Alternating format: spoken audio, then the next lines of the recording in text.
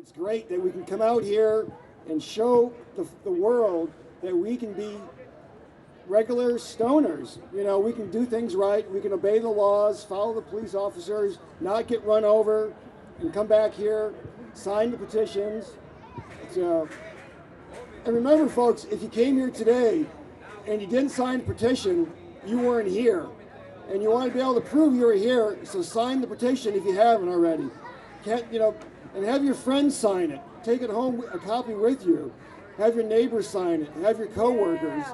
Because it's all about activism. Activism is what gives us our rights. And if you don't exercise your rights, it's like your muscles, they go away. And we don't want what rights we have about cannabis, what few we have, to go away, do we? No. So remember that, because it's going to take every single one of us. There's not enough of us out there that are concerned enough to show up at a place like this. So it takes everybody here to go out there and to make a difference. Talk to your legislatures, because now they're going to be running for office. They're going to be coming asking you for your vote. And that's, they want your vote. So you're going to have to ask them, where do they stand on cannabis, right? So ask them, how do they stand, where do they stand with cannabis? How come they aren't on the side of freedom? So, if you have a Republican, conservative legislature, ask them, how come they don't stand with freedom? And if you have a Democratic politician, ask them, how come they don't stand for sensible regulation? Because that's all we want is freedom and sensible regulation.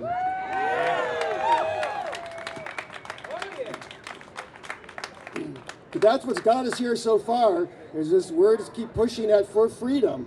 And whatever groups are out there, all these beautiful groups, Normal, THCF, OGF, National Green Friends, everybody. It takes everybody, and that's the beauty of this country, is that there's so many of us out there, and there's a group that we can all join and all have the same common cause, which is